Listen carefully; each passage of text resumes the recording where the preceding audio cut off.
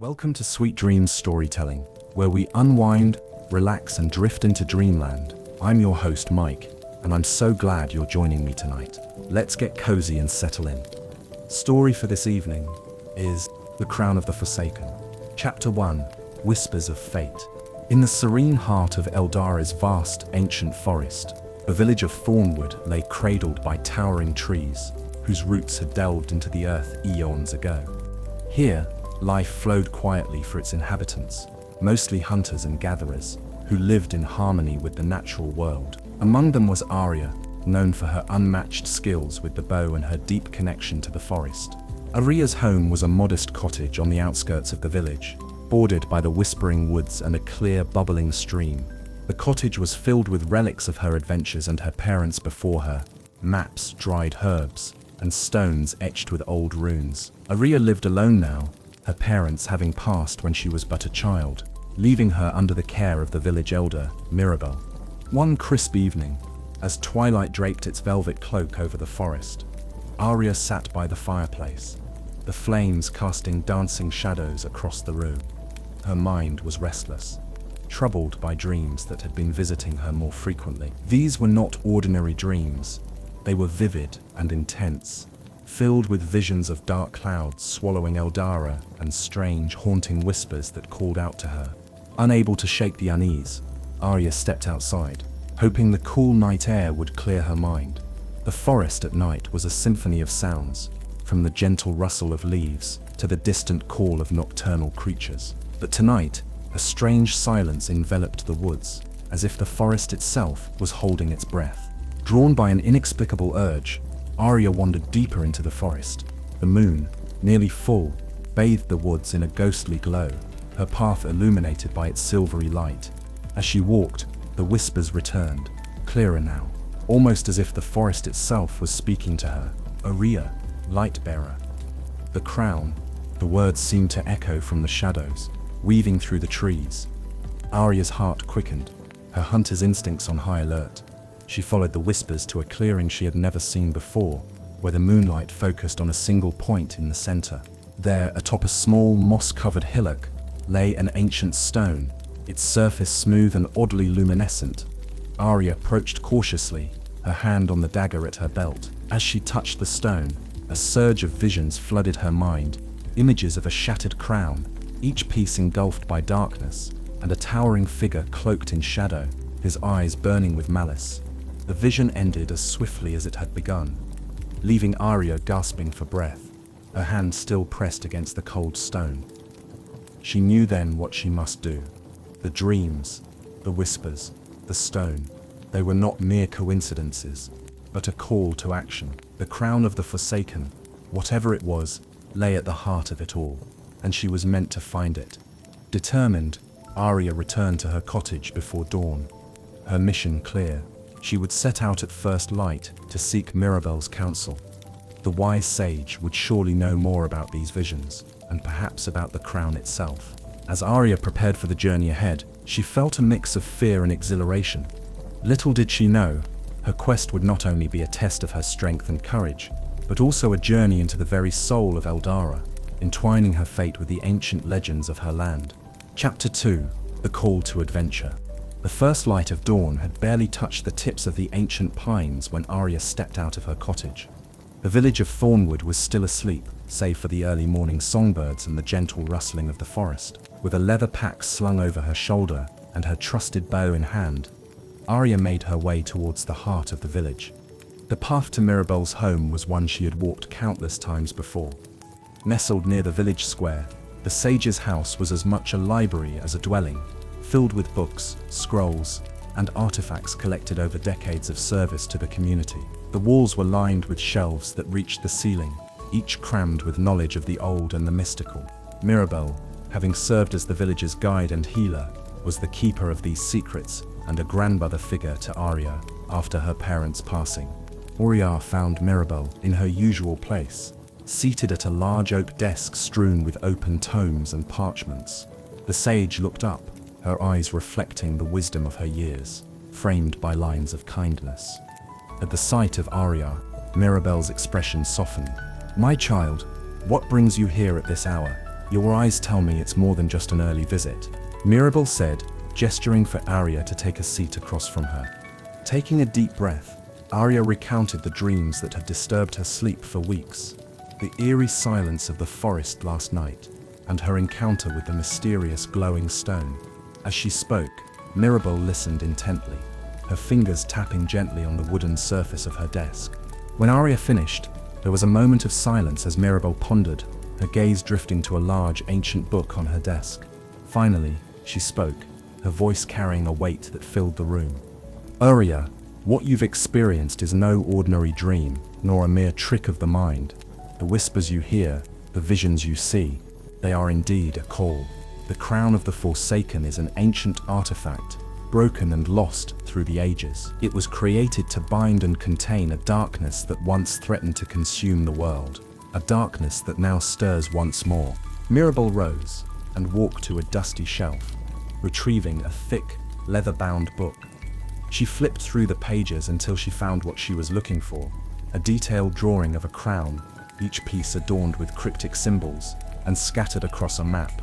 This crown was shattered intentionally, its pieces hidden in the far corners of Eldara to prevent the darkness from ever rising again.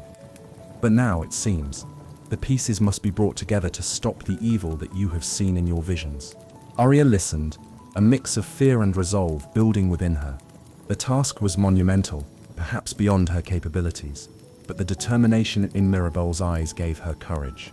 You must find the pieces of the crown, Arya. It is your destiny, as the light-bearer, to confront this shadow. I will guide you as much as I can, but the path you must walk is yours alone to tread. Mirabel handed Arya the book, with the map. Start here, in the Barrow Hills. The whispers of fate grow louder there, and I believe you may find the first piece of the crown hidden amongst its ancient tombs. As the sun rose higher, casting golden light through the windows, Arya felt the weight of her new responsibility. She was no longer just a ranger of Thornwood. She was a chosen guardian of an ancient legacy. With a final nod to Mirabel, she stepped out of the sage's house, the map in her hand, and a new purpose lighting her way. The journey ahead would be fraught with danger and mystery, but Arya was ready. The call to adventure had been made, and she had answered it. Chapter 3: Alliance of the Unlikely. Arya had been traveling south for 3 days, the dense canopies of Thornwood giving way to the rolling hills and rocky outcrops of the Barrow Hills. This region, known for its ancient burial sites and long-forgotten ruins, was often shrouded in mist and mystery, making it a place many travelers avoided. As she approached a narrow pass, the early morning fog clung to the ground, swirling around her boots. Arya's senses were alert. Every rustle in the underbrush seemed amplified in the still air. It was here, amidst the towering stones of an old burial site, that she heard the sound of metal clanging against stone. Drawing her bow, Arya moved silently towards the noise. Peering through the mist, she saw a stout figure, wrestling with a massive boulder that blocked the entrance to what appeared to be a tomb. The dwarf's beard was as fiery as the morning sun, and his armor, though battered, spoke of many battles endured. Arya stepped into the open, her bow still raised. The dwarf stopped and looked up, his hand instinctively going to the axe at his belt. "Who goes there?" he barked, squinting through the mist. "I mean no harm," Arya called out, lowering her bow. "I'm Arya, a ranger from Thornwood. What brings a dwarf to these haunted hills?" The dwarf straightened up, dusting off his hands. "Name's Doran. I'm here seeking something lost, something that my ancestors buried deep within these hills." His eyes held a mix of weariness and determination. Seeing no deceit in his eyes, Arya stepped closer. "Perhaps we seek the same thing. I am looking for pieces of an ancient crown. The first is said to be hidden here." Doran's expression changed from suspicion to interest. "The crown, you say? That aligns well with the legends my grandfather told me. He spoke of a powerful artifact, broken and hidden away to protect the world from darkness." Joining forces, Arya and Doran worked together to move the boulder. With a grunt of effort from Doran and a well-placed push from Arya, the stone rolled aside, revealing a dark passage leading into the heart of the tomb. Lighting a torch, Doran led the way, the flickering light casting eerie shadows on the walls. The tomb was silent, except for the sound of their footsteps echoing off the stone. Arya's heart pounded with a mixture of excitement and fear as they delved deeper. After navigating a series of narrow corridors and ancient traps, they reached a chamber. In the center, atop a stone pedestal, lay a piece of the crown. It was a silver band adorned with runes that shimmered in the torchlight. As Arya reached out to take the crown piece, the ground trembled. Doran's voice echoed in the chamber. "It's a trap!" Suddenly, spectral warriors, remnants of the tomb's ancient defenders, materialized around them, their ghostly swords drawn. Back to back, Arya and Doran fought. Arya's arrows found their marks with deadly precision, while Doran's axe swung with the weight of his resolve. After a tense battle, the spectral warriors faded away, leaving the duo breathless, but victorious. As they exited the tomb, the sun broke through the morning fog, bathing the hills in light. Doran looked at Arya with newfound respect. "Seems we make a good team, Arya. What say you? We continue this quest together." Arya nodded, a smile breaking across her face. "I'd like that, Doran. Together, we stand a better chance against whatever lies ahead." With the first piece of the crown secured and an unlikely alliance formed, Arya and Doran set off towards their next destination, their spirits buoyed by the morning's success and the path that lay ahead. Little did they know, the journey would only grow more perilous, but for now, they had each other's backs, and that was enough. Chapter 4: Crossing Paths. After their successful retrieval of the first piece of the crown, Arya and Doran continued their journey southward, towards the bustling trade city of Silverport. The city was known for its diverse population and the convergence of many cultures, making it a hub of information and commerce. It was here they hoped to glean more about the locations of the remaining pieces of the crown. The journey was long, and the landscape gradually shifted from rocky hills to lush, verdant plains dotted with wildflowers. The change in scenery brought a lighter mood, and Arya found herself enjoying Doran's tales of dwarf craftsmanship and his homeland's ancient lore. As they neared the city, the dense foliage along the road rustled unexpectedly. Arya's hand went to her bow, her senses alert. A figure emerged, stepping lightly onto the path. A tall elf with hair like spun silver and eyes as green as the forest. He wore a cloak that shimmered with an ethereal glow, marking him as someone of high birth among his people. The elf raised his hands in a gesture of peace. "Well met, travelers. I mean no harm." His voice was melodious, typical of his kind. Doran eyed him warily. "What business does an elf have blocking our path to Silverport?" "I seek refuge and purpose," the elf replied, his gaze meeting Arya's. "I am Elorus, once a prince of the High Elves, now exiled for opposing my kin's retreat from the world's affairs.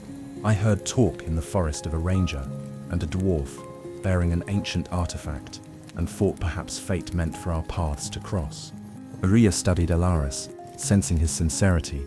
"We are on a quest to reforge the crown of the Forsaken, to combat a rising darkness. Your aid would be welcome if your intentions are true." Elorus's face lit up with a mixture of relief and excitement. "I have studied much of the old magics and artifacts of our world. The crown of the Forsaken is a legend even among my people. I would be honored to join your quest." With their new companion now in tow, the trio entered Silverport. The city was alive with activity, merchants hawking their wares, sailors shouting from the docks, and travelers of all sorts bustling about. Arya felt a pang of overwhelm at the cacophony, but was determined to find Mirabelle's contact, a sage known as Isolde, who specialized in ancient artifacts and their lore. They found Isolde in a cluttered shop that smelled of old books and sea salt, its walls lined with maps and mystical curios. Isolde, a middle-aged woman with keen eyes, listened intently as they explained their quest. "Ah, the crown of the Forsaken," she mused, pulling out a large, dusty tome. "You've done well to retrieve the first piece. According to my texts, the next is likely hidden within the Lost Caverns, north of here, guarded by the spirits of nature who distrust all but their own kind." Elorus nodded. "I know of these caverns. My people once revered them as a sacred place. I can lead us there and speak with the spirits." Isolde handed them a map, marked with the location of the Lost Caverns. "Be wary," she warned. "The path, is fraught with enchantments meant to turn away the unworthy. Keep your wits about you. Thanking Isolde, the trio left her shop as the day waned. They spent the night at a local inn, preparing for the journey to the caverns. Arya lay awake for a long time, pondering the uncertain path ahead. With each step, the weight of her responsibility grew, yet so did her resolve to see the quest through. In the cool early dawn, they set out for the lost caverns, the addition of Elaras to their group, bringing a new sense of hope. Arya felt the pieces of the puzzle slowly coming together, each companion a thread in the tapestry of their shared destiny. Chapter 5: The Seer of Silverport. With the early morning sun casting long shadows across the cobblestone streets of Silverport, Arya, Doran and Elaras made their preparations for the journey to the lost caverns. The city was waking up, and the air buzzed with the chatter of merchants setting up their stalls and the clatter of carts rolling past. The trio gathered supplies, dried food, healing herbs and a few extra quivers of arrows, aware of the challenges that lay ahead. Elaras led them north out of Silverport, his familiarity with the terrain evident as he navigated through lesser-known paths and dense underbrush. The journey took them through the verdant outskirts of the city into a wilder, untamed landscape where ancient trees stood tall, their canopies merging to form a green roof above. As they approached the vicinity of the lost caverns, the air grew cooler, and a gentle mist began to settle over the land. Elaras explained that the caverns were protected by natural enchantments and spirits of the old forest.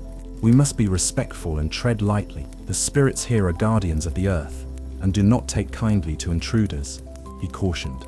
The entrance to the caverns was hidden by thick vines and moss.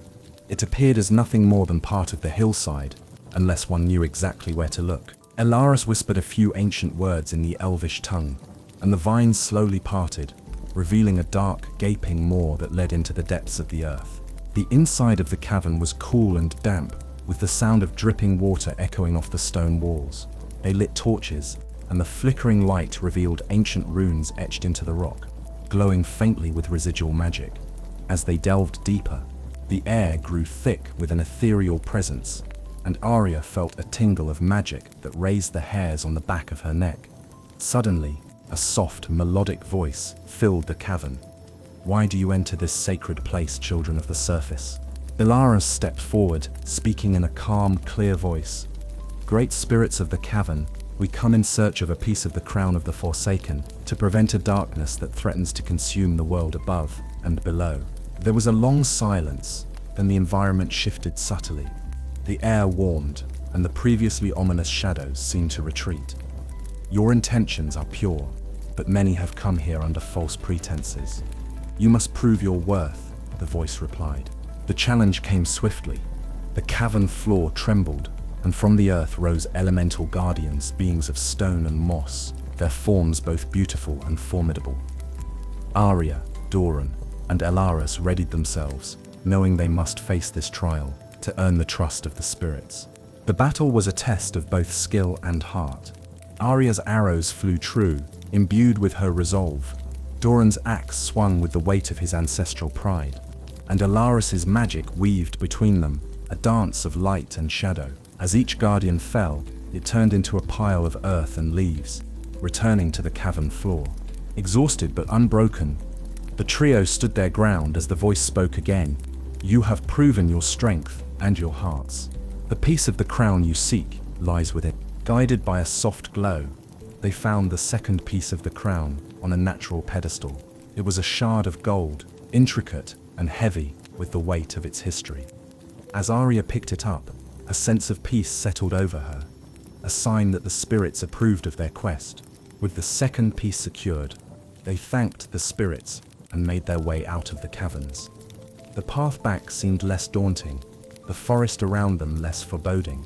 They had faced their trial and emerged victorious, their bond strengthened by the shared adversity. As they set up camp that night under the stars, Arya felt a deep sense of accomplishment and a renewed hope for their quest. With two pieces of the crown now in their possession, the journey ahead seemed a little less impossible. Chapter 6: The Seer of Silverport. Having successfully navigated the trials set by the spirits of the lost caverns and secured the second piece of the crown, Arya, Doran, and Elaras felt a renewed sense of purpose. Their journey back to Silverport was marked by quiet contemplation and strategic planning for the next phase of their quest. The camaraderie that had developed among them grew stronger with each step they took together. As the city walls of Silverport came into view, the bustling port greeted them with its familiar cacophony of sounds and smells. Salt air mixed with the aroma of fresh fish and spices from distant lands. The trio made their way to the heart of the city, where they sought the counsel of a sage named Isolde, known for her deep knowledge of ancient lore and artifacts. Isolde's shop was tucked away in a quieter part of the city, a small building overshadowed by its larger neighbors, yet unmistakable due to the myriad of strange and mystical items displayed in its windows. The bell above the door jingled softly as they entered, and they found Isolde, a woman of middle age with sharp eyes and a presence that commanded respect, surrounded by books and artifacts. "Greetings, travelers," Isolde said, peering over her spectacles. "What brings you to my humble shop today?" "We seek knowledge about the crown of the Forsaken," Arya replied, stepping forward. "We have already recovered 2 pieces and believe that you may help us locate the others." Isolde's interest piqued, and she gestured for them to sit. "The crown of the Forsaken is a powerful artifact. Its pieces were scattered to prevent the rise of a great evil. Tell me, where have you found the pieces so far?" As Doran and Alaris shared their experiences at the Barrow Hills and the Lost Caverns, Isolde listened intently, occasionally nodding or murmuring affirmations. Once they finished, she rose and retrieved several ancient scrolls and a map from a large chest. "Based on your encounters, it seems the next piece of the crown may lie to the north, in the ruins of the ancient city of Viridian," Isolde explained, spreading the map across a table. Viridian was once a city of great magical knowledge, but was destroyed in a cataclysmic event centuries ago. It's now a haunted place, avoided by most. She pointed to a spot marked on the map. "Here, in what was once the city's grand library, you might find the 3rd piece. But be warned, the spirits of those who perished there are said to still roam the ruins, guarding their lost treasures." Equipped with new knowledge and a clear destination, Arya, Doran, and Alaris thanked Isolde for her guidance. Before they left, Isolde handed Arya a small amulet, glowing faintly with an inner light. "This will help protect you from the darker spirits," she said, her voice earnest. "Keep it close, and remember, the path you walk is fraught with danger, but also with hope." With the amulet secured, the trio stocked up on supplies and set out for the ruins of Viridian. The journey promised to be perilous, but the resolve in their hearts was firm. As they left Silverport behind, the weight of their mission bore down on them, yet they felt ready to face whatever challenges awaited. The road to Viridian was less traveled, leading them through dense forests and over rugged hills. As they camped under the stars, the ruins looming in the distance, Arya felt the gravity of their quest more profoundly than ever. Yet amidst the daunting shadows of the night, the light from Isolde's amulet shone steadily, a beacon of hope in the encroaching darkness. Chapter 7: The Ruins of Viridian. The path to the ancient city of Viridian took Arya, Doran, and Alaris through increasingly harsh landscapes, where the trees were gnarled and the ground was covered with a thick mist that never seemed to lift. The air grew colder as they approached the ruins, a palpable sense of foreboding hanging over the land. Viridian, once a beacon of magical learning and culture, now lay in ruins, a skeletal remnant of its former glory. Towers that once scraped the sky were now crumbled and overgrown with ivy, and streets that had bustled with the brightest minds were silent, save for the mournful wind that carried whispers of the past. "Keep close and be wary," Alaris warned as they entered through what once had been the grand archway of the city's main entrance. "The spirits here do not take kindly to intruders. Remember, we are in their domain now." The trio navigated the debris-strewn streets, making their way towards the location Isolde had marked on the map, the Grand Library of Viridian. It was said to be the repository of the city's knowledge and now served as a tomb for the texts and the souls who had cherished them. As they approached the library, a soft glow emanated from Arya's amulet, its light a gentle reassurance against the creeping darkness. The library's facade was grand, adorned with statues of scholars and mystics, but the entrance was blocked by rubble and overgrowth. Doran stepped forward, his dwarf strength evident as he began to clear the way. "We'll need to make our own entrance," he grunted, pushing aside a large piece of masonry. Once inside, they found themselves surrounded by shelves that towered overhead, laden with dusty tomes and scrolls. The air was thick with the must of decayed paper and the tang of magic long faded. "The piece must be here somewhere," Arya murmured, her eyes scanning the dim interior. Her amulet pulsed softly, guiding them deeper into the labyrinth of shelves. Suddenly, a chill swept through the library, and ghostly figures materialized between the stacks, their spectral eyes glowing with a cold light. "Why do you disturb our rest?" A disembodied voice echoed through the hall. Ilara stepped forward, speaking in a calm, clear voice. "We seek only a piece of the crown of the Forsaken to prevent a darkness that threatens all lands. We mean no disrespect to your rest or your relics." The spirits murmured among themselves, their forms shifting like smoke in the air. After a tense moment, the Lid spirit, a figure robed in the remnants of scholarly garb, spoke. "Prove your worth and knowledge. Answer our riddles, and you may be granted what you seek." One by one, the spirits posed their riddles, each more challenging than the last. Questions of history, magic, and the mysteries of nature. Arya, Doran, and Alaris conferred quietly, pooling their knowledge to answer correctly. With each correct answer, the spirits' demeanor softened, their forms becoming less menacing. Finally, satisfied with their answers, the lead spirit gestured toward a secluded corner of the library, where a stone pedestal stood. Atop it lay a fragment of the crown, glinting dully in the dim light. "You have proven your respect for our knowledge and your intent," the spirit said as it faded, along with the others, leaving behind a whisper, "Use it wisely." Ia stepped forward and carefully picked up the crown piece, feeling a surge of energy as her amulet and the fragment connected. With the third piece secured, the trio made their way out of the library, the weight of their success mixed with the heaviness of the spirit's eternal vigil. As they left the ruins of Viridian behind, the path ahead seemed clearer, their resolve firmer. The journey was far from over, but with each step and each piece of the crown recovered, the hope of thwarting the darkness grew stronger. Chapter 8: Betrayal at Dusk. With the third piece of the crown secured, Arya, Doran, and Alara set their sights on the next location marked on Isolde's map, the Windspire Mountains. According to legend, the fourth piece of the crown was hidden in a temple carved into the very heart of the mountains, guarded by the spirits of the air. The journey to the Windspire Mountains was long and arduous. The terrain grew steeper and more rugged as they ascended, the paths winding dangerously close to sheer cliffs. The wind howled around them, a constant force that seemed intent on thwarting their progress. One evening, as they set up camp near the base of the mountains, Arya noticed Alaras acting strangely. He was unusually quiet, his usual light demeanor replaced by a tense, distracted air. Concerned, Arya approached him as Doran tended to the fire. "Alaras, what troubles you?" Arya asked, her voice low. Alaras hesitated, then spoke in a hushed tone. "I fear we are being followed. Since we left Viridian, I have sensed a presence, as if someone or something is watching us." Arya's instinctive reaction was to reach for her bow, scanning the darkening woods. "Have you seen this follower?" she inquired. "Not clearly.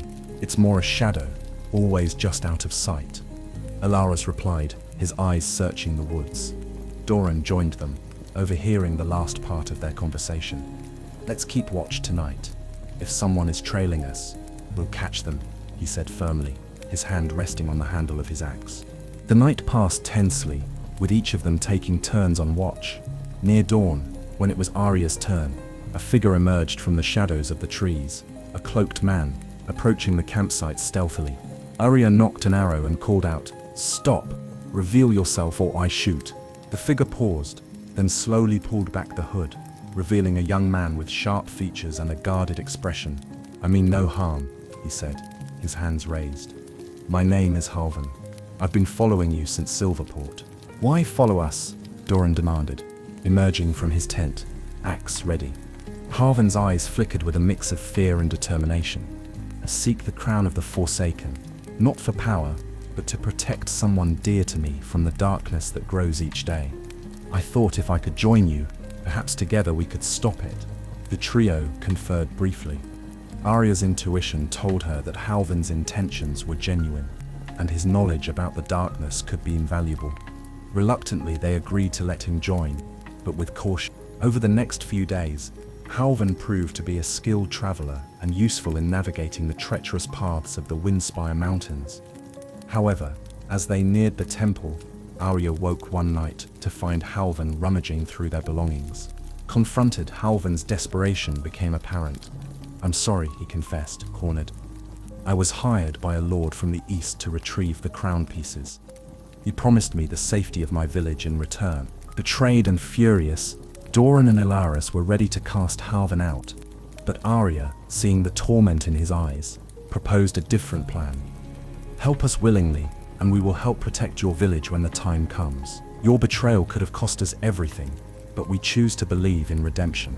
Halvan, overwhelmed by their mercy, agreed, his allegiance now firmly with them, not out of coercion, but out of genuine resolve to right his wrongs. With renewed, albeit cautious, unity, they continued their ascent to the temple, their journey marked by the harsh lessons of trust and the burdens of their individual quests for redemption and duty. Chapter 9. The Temple in the Clouds. After the tension of the betrayal and its resolution, the group, now including Halvan, approached the Windspire Mountains with a complex mix of emotions. The mountains rose before them, majestic and imposing, their peaks hidden by clouds. According to the ancient maps and the lore provided by Isolde, the temple was located at the summit, an ancient place built to harness the energies of the sky. The climb was treacherous, with narrow paths that skirted deadly drops and winds that threatened to sweep them off their feet. Arya led the way, her eyes sharp and her steps sure. Doran, with his sturdy build, supported Halvan, who struggled with the altitude and the remorse weighing on his shoulders. Ilaris, ever the agile elf, scouted ahead, ensuring the path was clear and safe. As they ascended, the air grew thinner and colder, and the first signs of the temple emerged through the mist. A series of stone steps, worn and cracked, leading up into the clouds. The steps seemed to beckon them upward, into the heart of the mountain. At the summit, the clouds parted briefly, revealing the temple. It was a marvel of ancient architecture, built from white stone that gleamed in the rare sunlight. Statues of winged beings lined its entrance, their faces serene yet somber, as if mourning the long-lost purity of their sanctuary. The entrance to the temple was open, a dark maw leading into its depths. Inside, the air was charged with a palpable energy, a remnant of the rituals once performed there.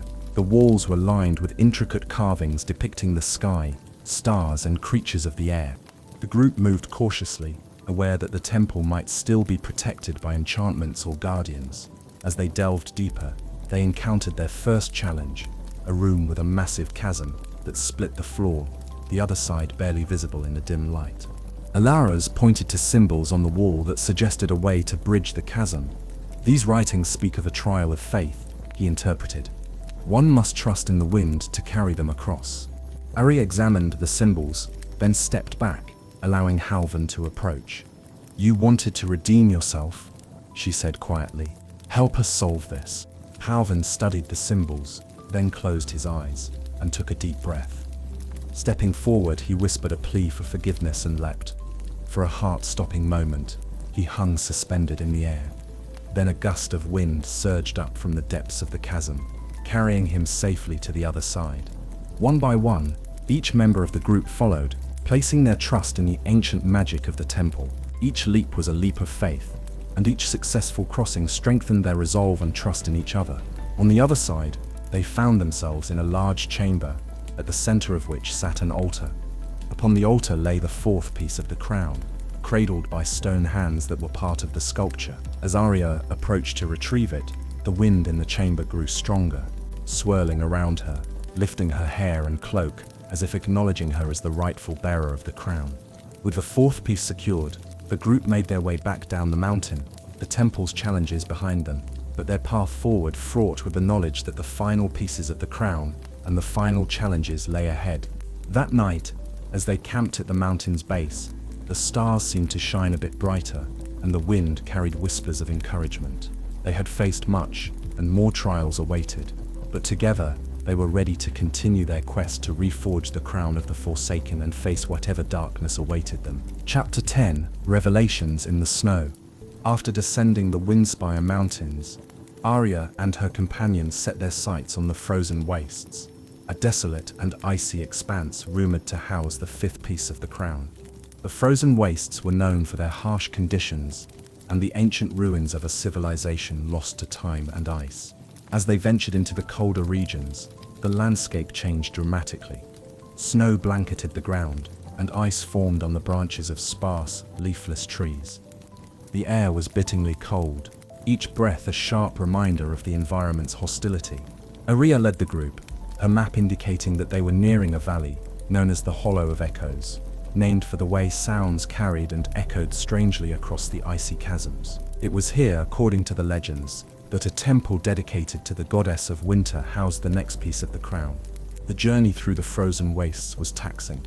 The cold was relentless, and the snow made their progress slow and exhausting. To conserve their strength, they made camp early each evening, gathering around the fire for warmth and sharing tales to boost their spirits. One evening, as they huddled close to the fire, Elaris shared a story from his homeland about the stars and how they were believed to be the guiding lights for lost souls. As they listened, a faint shimmering in the sky caught Arya's eye, the aurora, dancing in hues of green and violet, casting an ethereal glow over the snow. The following morning, they reached the Hollow of Echoes. The valley was eerily beautiful, the echoes of their footsteps and the occasional distant crack of ice filling the air with haunting sounds. In the heart of the valley, the ruins of the temple emerged from the snow like a ghost from the past. Approaching the temple, they noticed intricate carvings of snowflakes and ice nymphs on the ancient stone walls, still visible beneath layers of ice. The main entrance was blocked by a heavy stone door, sealed shut with ice and age. Doran examined the door, his hands tracing the frozen symbols. "These are old locking mechanisms," he explained. "We need to solve the puzzle by aligning the symbols to break the seal." Working together, they manipulated the icy symbols, their fingers numb but determined. With a loud crack, the seal broke, and the door slowly swung open, revealing the dark interior of the temple. Inside, the air was even colder, a biting chill that seemed to seep into their bones. The walls glimmered with a layer of frost that reflected their torchlight, creating a surreal, glittering effect. The temple was simple, a single hall leading to an altar where a silver shard of the crown lay encased in solid ice. As Arya stepped forward to retrieve the shard, a sudden gust of cold wind swept through the temple, extinguishing their torches and plunging them into darkness. From the shadows, figures emerged, ice wraiths, guardians of the temple, their forms shimmering and barely visible. The battle was swift and fierce. Arya and Doran fought side by side, their movements fluid and precise, while Elaris cast spells of fire to ward off the chilling touch of the wraiths. Halvan, using his newly honed skills, managed to retrieve the crown piece from its icy prison, using a small heat charm Isolde had given them. With the ice wraiths defeated and the fifth piece of the crown secured, they quickly left the temple, eager to escape the oppressive chill. As they emerged into the light of day, the aurora above seemed to celebrate their victory, its colors more vibrant than before. That night, as they camped in the relative safety of a sheltered grove, Arya held the newly acquired piece of the crown, feeling its power and the weight of their nearing goal.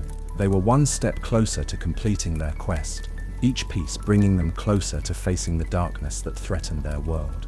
Chapter 11. Fireside Reconciliation. After their harrowing encounter in the icy temple and the successful retrieval of the fifth piece of the crown, Arya, Doran, Elaris and Halvan found themselves deep within the frozen wastes, seeking shelter from the relentless cold.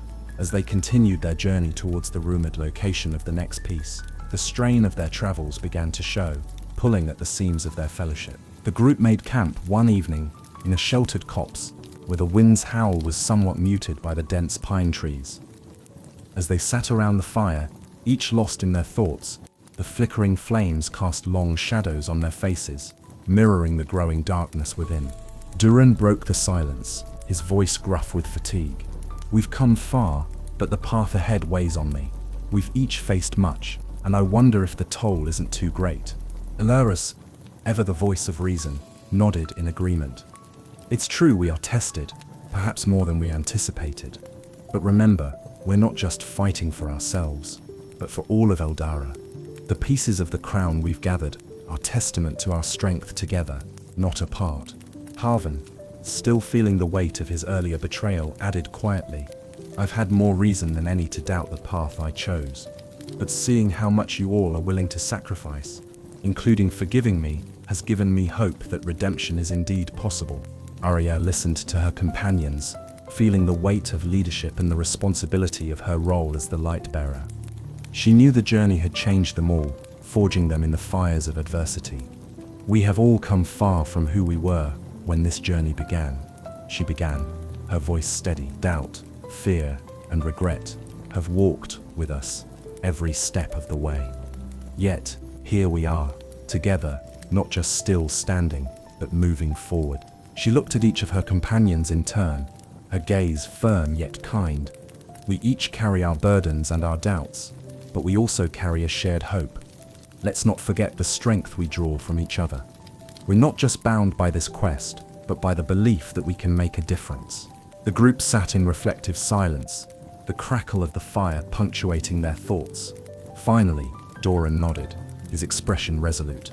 Aye, you're right, Arya. We've seen too much, come too far to give in now. Let's see this through, for Eldara and for each other. Reinvigorated by their fireside reconciliation, the group spent the rest of the evening sharing stories of their homes and dreams for the future, a reminder of what they were fighting for. The warmth from the fire and their renewed bonds helped thaw the cold that had settled in their hearts. As they retired for the night, Arya felt a renewed sense of purpose and unity. The journey ahead would no doubt present more challenges, but with her companions by her side, she felt ready to face whatever came their way. With each piece of the crown, they were one step closer to completing their quest, and now, more than ever, they were one step closer to each other. Chapter 12: The Siege of Viridia. Having reconciled their differences and reinforced their bonds, Arya, Doran, Elaris, and Halvan continued their journey south, back towards the civilization of Eldara. Their goal was Viridia, a fortified city known for its strategic importance and historic archives, to house the sixth piece of the crown. As they neared Viridia, the signs of impending conflict became apparent. Dark clouds hung low, not just from the weather, but also from the smoke of burning villages they passed along the way. The Dark Lord Malthor's influence had spread, his forces moving quicker than Arya and her companions had anticipated. Upon reaching Viridia, they found the city under siege. Malthor's armies encircled the walls, catapults hurling fire and stone at the sturdy defenses. The city's defenders were resilient, but visibly weary, their resources stretched thin. Elaris and her companions quickly devised a plan. Elaris would use his magic to create a diversion, summoning illusions of a fake attacking force on the opposite side of the city to draw some of the enemy troops away. Meanwhile, Doran and Halvan would help reinforce the city's gates, using Doran's engineering skills to fortify the defenses. Elaris planned to sneak inside the city to locate the sixth piece of the crown, believing its power might turn the tide of the battle. The plan was set into motion at dusk. Elaris, focusing his energy, cast his illusions, creating the sounds and sights of an advancing army. As expected, Malthor's forces, thinking they were being flanked, redirected some of their contingent to counter this new threat. Meanwhile, Arya used the chaos as cover to slip through the enemy lines, moving with the stealth honed from years of living in the forest. Inside the city, she found the defenders organized but desperate, their commander, a seasoned warrior named Sir Kylam, coordinating the city's defenses from the ramparts. Arya introduced herself and quickly explained her mission. Sir Kylam, though skeptical, agreed to assist her, informing her that the ancient archives, where the piece was likely kept, were now a battleground where some of the fiercest fighting was taking place. Together, they navigated the war-torn streets of Viridia, dodging skirmishes and debris. Reaching the archives, Arya and Sir Kylam fought their way through Malthor's soldiers who were attempting to ransack the building, likely searching for the same artifact. Inside the archives, Arya's amulet began to glow intensely, guiding her to a hidden chamber beneath the building. There, encased in a crystal pedestal, was the sixth piece of the crown. Just as she retrieved it, a massive explosion rocked the building, part of Malthor's attempt to break the spirit of Viridia's defenders. With the peace secured, Arya and Sir Cailan made their way back to the walls, where Doran and Halvin had successfully bolstered the gates. The city's defenders, inspired by Arya's success and the arrival of reinforcements, led by Alaris, rallied and pushed back against the invaders with renewed vigor. As dawn broke, the tide of battle had turned. Malthor's forces, disoriented by their failures and the unexpected resilience of Viridia, began to retreat. Arya and her companions, though weary, felt a surge of hope. With the sixth piece of the crown in their possession, the path to the final piece and the culmination of their quest was clear. Their victory at Viridia was celebrated, but Arya knew the final confrontation with Malthor was imminent. The battle had not only tested their physical strength, but also the resilience of their bonds and the depth of their courage. With one last piece to find, the end of their journey approached, a final stand in which the fate of Eldara would be decided. Chapter 13. The Battle of Broken Shields.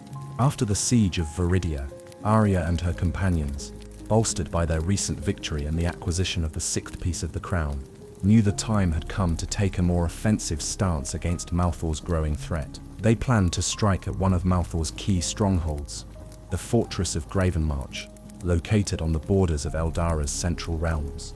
It was a strategic point that Malthor used to rally his forces, and crucially rumored to be the site where the final piece of the crown was hidden. As they approached Gravenmarch, the landscape became increasingly bleak.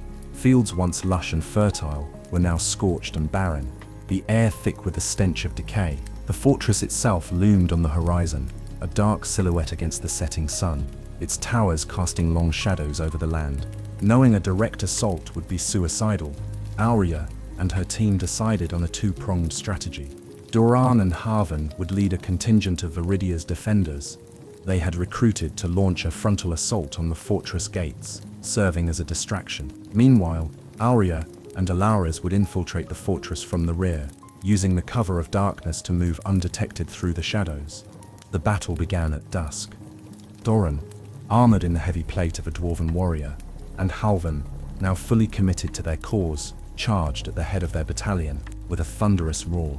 The clash of steel rang out as they met Malthor's forces, the ground trembling under the force of their encounter. Simultaneously, Arya and Alaris used a hidden path Alaris had discovered through his scouting, a narrow pass through the rocky terrain behind the fortress, obscured by thorn bushes and shadows. They moved silently, Alaris occasionally pausing to cast small, clever spells that masked their tracks and confused any sentries they bypassed.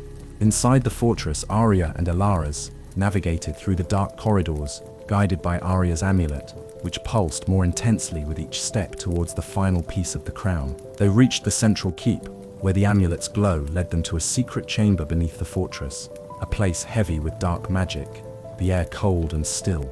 There, guarded by a creature of shadow and smoke, lay the final piece of the crown, encased in a column of dark energy. Arya and Alaris, knowing the creature was bound to the room's magic, worked together to dispel the dark enchantments. Alaris chanted in ancient Elvish, his words a weave of light and power, while Arya focused on protecting him, deflecting the creature's attacks with swift, precise shots from her bow. As the last enchantment broke, the creature let out a wail and dissolved into the air, the dark energy around the crown's piece dissipating. Arya quickly grabbed the final piece, and as she did, a surge of power filled the room, the pieces of the crown longing to be whole again. Meanwhile, Doran and Halvin, hearing the creature's death wail, used the momentary confusion among Malthor's forces to push forward, breaking through to the fortress's inner yard. They held the gates, fighting back against the counterattacks with ferocious determination. With the final piece secured, Arya and Alaris made their way back to the gates, where Doran and Halvin awaited. The four reunited amid the chaos, a small island of calm as the battle raged around them. They knew that with all pieces of the crown finally in their possession, the real work, the reforging of the crown and the final confrontation with Malthor, was about to begin. As they retreated with their forces, the fortress of Gravenmarch burning behind them, Arya felt the weight of the crown in her pack, each piece pulsing with power. The Battle of Broken Shields would be remembered as the turning point in their quest, a testament to their courage, strategy, and unbreakable bonds of friendship. Chapter 14. The Forge of Bonds. Following their strategic victory at the fortress of Gravenmarch, Arya, Duran, Alaris and Halvan regrouped with their allies at a hidden encampment deep in the Eldwood forest. Here, surrounded by ancient trees that had witnessed centuries of history, they planned to undertake the delicate and perilous task of reforging the crown of the Forsaken. The air was thick with the scent of pine and earth, a comforting embrace after the harshness of battle. As night fell, the camp was alive with the soft murmur of voices and the clink of armor being laid to rest. Fires flickered, casting warm glows against the thoughtful faces of weary soldiers. Arya sat apart from the main camp, the pieces of the crown spread before her on a cloth of velvet. Each shard pulsed with a deep power, its call stronger now that they were together. She was joined by Alaris, who carried an ancient tome filled with arcane knowledge, and Doran bearing tools crafted by dwarf smiths, designed to handle objects imbued with magic. Heaven kept watch, his eyes scanning the dark forest perimeter, a silent guardian against any who might still seek to thwart their mission. Alaris opened the tome to a page marked with intricate symbols and began to explain the process. To reforge the crown, we must align the shards at the convergence of ley lines here in Eldwood. The natural magic of this place will aid in binding the pieces, but the ritual must be precise, and it will demand much from Arya, as the light bearer. Arya listened intently, nodding. What must I do? You will need to channel the energy of the ley lines through the crown, merging the shards with your will and intent. It is a dangerous task, Arya. You must be prepared to withstand the crown's power without being overwhelmed by it. Alaris warned, his expression grave. Doran laid out the tools and then placed his hand on Arya's shoulder, offering a reassuring squeeze. We'll be right here with you, lass. You won't be facing this alone. As they prepared the ritual site, Halvan returned from his patrol. The woods are clear, but we must remain vigilant. Malthor's spies could still be lurking. Under the ancient boughs, they set up the ritual. Stones etched with runes formed a circle around Arya, and the shards of the crown were carefully placed in alignment with the stars and ley lines. The air thrummed with unseen energy as night deepened. As the ritual began, Arya stepped into the circle, her resolve like a beacon. Alaris guided her through the incantations, his voice a steady cadence in the still night. Arya reached out, her hands hovering over the crown pieces, feeling the raw power coursing through the air. Drawing on her strength, the shards began to levitate, slowly orbiting each other as if in a dance guided by the forces of the universe. Arya's focus was absolute, her entire being centered on the task of merging the shards. The power swelled, a crescendo of light and energy that filled the clearing. Duran, Alaris, and Halvan watched, breath held, as the pieces of the crown finally came together with a brilliant flash. The light, so intense it momentarily turned night into day. When their vision cleared, the crown of the Forsaken floated before Arya, whole once more, its power now controlled, a radiant symbol of hope and strength. Exhausted, but triumphant, Arya reached out and gently took the crown from the air, feeling its weight settle in her hands. It was no longer a collection of pieces, but a symbol of unity and purpose. The group gathered around Arya, their faces illuminated by the soft glow of the reforged crown. They shared a moment of quiet celebration, aware of the challenges still ahead but bolstered by their success and the strength of their bonds. As they returned to the camp, the sense of unity and resolve among all present was palpable. The reforging of the crown was not just a victory over physical challenges, but a forging of deeper connections among them all, readying them for the confrontation with Malthor that loomed on the horizon. Chapter 15. Light against darkness. With the crown of the Forsaken now whole, Arya and her companions felt a renewed sense of determination. They knew that the final battle, the decisive confrontation with Malthor, was imminent. The stakes were higher than ever, but so too was their resolve. The morning after the crown's reforging, the camp was a hive of activity. Soldiers sharpened their swords, archers checked their bows, and mages prepared their spells. The air was charged with a palpable sense of anticipation. Amidst the preparations, Arya, Duran, Alaris, and Halvan met in a secluded grove to discuss their strategy. Arya held the crown in her hands, its surface gleaming with an inner light that seemed to pulse in rhythm with her heartbeat. "This crown is not just a symbol of power," she said, looking to her friends. "It's a beacon of hope for all of Eldara. We must use it to unite the people against Malthor, to rally them under a common cause." Laris nodded in agreement. Malthor's strength lies in his ability to sow discord and fear. If we can inspire courage and unity, his influence over the people will wane. Doran chimed in, his voice gruff but optimistic. "Aye, and with the crown, Arya can amplify her innate abilities, turning the tide of battle in our favor. We've seen it in the forging. Now, we'll see it in combat." Harvan, who had been scanning the map of the surrounding area, pointed to a location near the dark forest, where Malthor was rumored to be gathering his forces. "Here at the Heartstone Meadow is where we should face him. It's open, which will limit the advantage of his dark creatures, and its ley lines are strong, which will help amplify the crown's power." The group agreed on the plan. They would march to Heartstone Meadow and challenge Malthor directly. The armies of Eldara, rallied by the presence of the crown, would stand together against the darkness, their spirits lifted by the very real symbol of their united strength. As they left the grove to join the rest of the camp, Arya placed the crown upon her head for the first time. It fit perfectly, as if made for her. The effect was immediate and powerful. Those who saw her felt a surge of hope. Their fears diminished and their resolve hardened. The march to Heartstone Meadow took 3 days. Along the way, they were joined by more forces, knights, disenchanted with Malthor's rule, villages that had suffered under his tyranny, and even creatures of the forest swayed by Arya's embodiment of the crown's purity.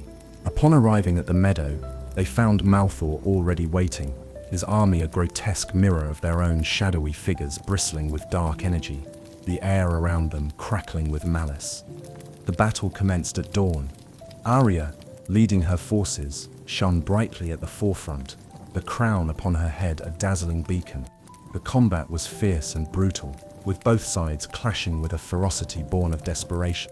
Ilaris, Doran, and Halvan fought by Arya's side, each playing their part to perfection. Ilaris' spells cut swathes through the enemy ranks, Doran's strength turned the tide in crucial clashes, and Halvan's newfound resolve made him a rallying point for many of the fighters. As the sun reached its zenith, Arya confronted Malthor directly. The battle around them seemed to slow as they faced off, the fate of Eldara hanging in the balance. With a voice amplified by the power of the crown, Arya challenged Malthor, her words cutting through the chaos of battle, reaching the ears of every friend and foe on the field. The clash between Arya and Malthor was epic, a duel of magic and willpower. The crown protected Arya, its light countering Malthor's darkness. In the end, it was not just the might of the crown, but the unyielding spirit of Arya and her allies that overcame Malthor's malice. With Malthor defeated, his forces dissolved into chaos, and the darkness that had gripped Eldara began to lift.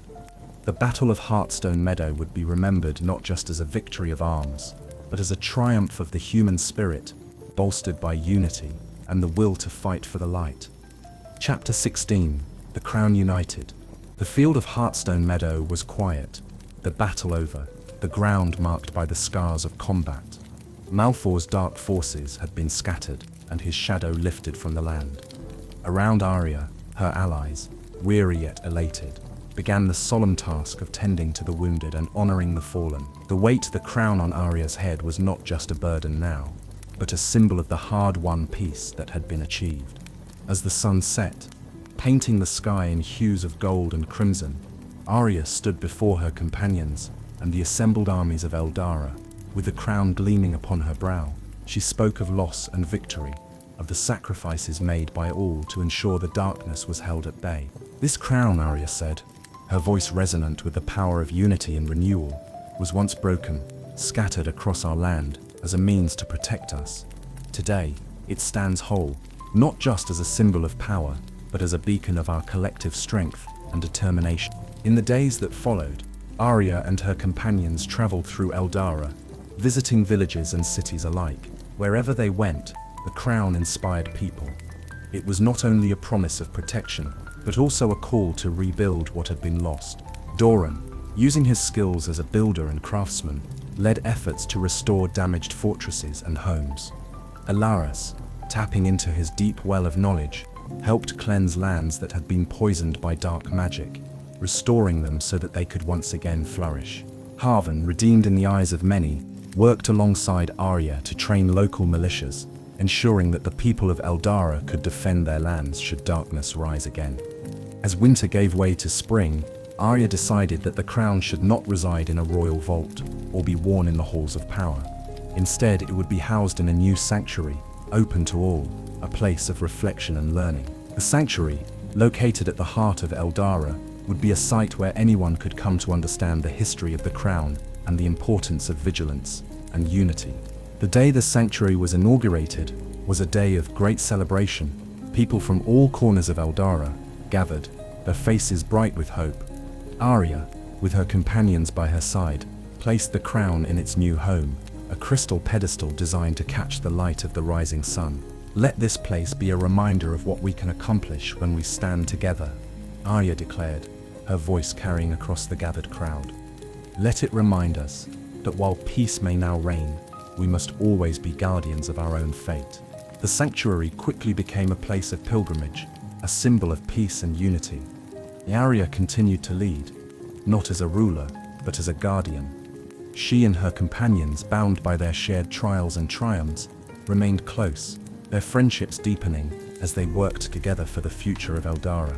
As seasons changed and years passed, the story of the Crown of the Forsaken, Arya, and her valiant friends became a legend told and retold, a legend not only of battle and bravery, but of wisdom, forgiveness, and the enduring power of unity.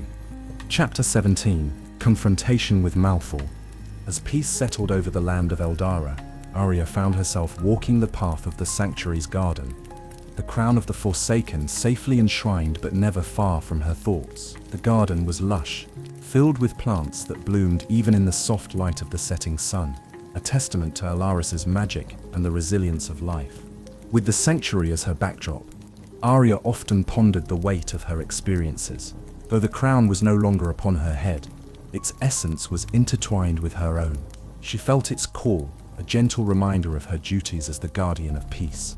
One evening, as she walked the garden paths, she was joined by Doran, whose presence had become a comforting constant. His footsteps were familiar, grounding. "You've been quiet today," Doran observed, his voice deep and thoughtful. "More so than usual." Arya smiled faintly, appreciating his perceptiveness. "I've been thinking about Malfoy," she confessed, stopping to look at a flower that had begun to bloom out of season. Defeating him didn't just end a battle, it ended a chapter of darkness for Eldara. But with every end comes a new beginning. What challenges await us now, I wonder? Doran nodded, understanding her contemplation. Aye, the end of one enemy often heralds the arrival of another. But remember, Arya, we're better prepared now, stronger and united. Whatever comes, we'll face it as we did before, together. Their conversation drifted to their friends, Alaris and Halvan, who were both away on missions to distant parts of Eldara, spreading hope and reinforcing the peace they had fought so hard to achieve. Arya expressed her pride in their accomplishments, yet her tone carried a hint of solitude. "You miss them," Doran stated. It wasn't a question. "Yes, and more than that, I miss the simplicity of our quest," Arya admitted. There was a clarity in fighting Malfoy, a single purpose. Now the responsibilities are broader, more complex. "That's the nature of peace," Doran chuckled softly. "It's messier than war. But you're not alone in this. You have us, your people, and you have the wisdom of the crown." As they walked back towards the sanctuary, Arya felt the truth in Doran's words. The peace they had fought for was indeed complex and demanding, but it was also vibrant, filled with potential. She was not just a guardian of a physical crown, but a keeper of its ideals. Unity, courage, and perseverance. Reaching the sanctuary, Arya looked up at the stars beginning to twinkle in the night sky. "The stars remind us of our smallness in the universe," she mused aloud, "but also of our ability to bring light in the darkness." Doran placed a gentle hand on her shoulder, a silent vow of steadfast support. Arya felt a surge of gratitude for her companion, for all her companions, and for the path they continued to walk together. That night, as Arya lay in her chamber within the sanctuary, she thought of the future, not with trepidation, but with a quiet confidence. The battles ahead would be different, perhaps less defined, but she knew that the lessons learned from the crown, from her friends and from her own heart, would guide her. In the stillness, Arya made a silent promise to lead with wisdom, to protect with courage, and to serve with love. For Eldara, for her friends, and for herself. Chapter 18, Dawn of a New Age. The sun rose over Eldara, bathing the sanctuary and its gardens in a warm, golden light. Today marked the anniversary of the battle that had seen the defeat of Malthor and the restoration of the crown of the Forsaken. People from across the kingdom had begun to gather at the sanctuary, coming to celebrate the peace that had flourished under Arya's guardianship. Arya stood on a balcony, overlooking the garden, watching as families laid flowers near the sanctuary, their faces bright with joy and free from fear. She felt a deep sense of accomplishment, but also a profound responsibility to maintain the peace and unity that had been so hard won. Beside her, Elaris adjusted his robe, preparing to join the day's ceremonies. Today is a testament to your leadership, Arya. Under your guidance, Eldara has not only recovered but thrived. Arya smiled, appreciating his words. It's not my leadership alone, Elaris. It's the strength of our people, our willingness to stand together. This day belongs to all of us. As they descended to join the festivities, Arya felt the familiar weight of the crown in her spirit, though it no longer rested upon her head. It had become a part of her, a symbol of her duty and her connection to the people of Eldara. The ceremony began with Arya addressing the crowd, recounting the journey they had all taken, from darkness into light. She spoke of the battles fought and the lessons learned, of the power of unity and the strength found in diversity. Her words resonated with the crowd, reinforcing their common resolve to prevent the shadows of the past from returning. After her speech, Arya joined Doran, Halvan, and Elaris at the forefront of a commemorative parade through the sanctuary grounds. The parade was a vibrant tapestry of Eldara's culture. Musicians played joyful tunes, children danced in colorful costumes, and artisans displayed crafts that symbolized the prosperity of the age. Throughout the day, Arya felt a series of emotions wash over her: pride, gratitude, and a lingering sense of wonder at the path she had traveled.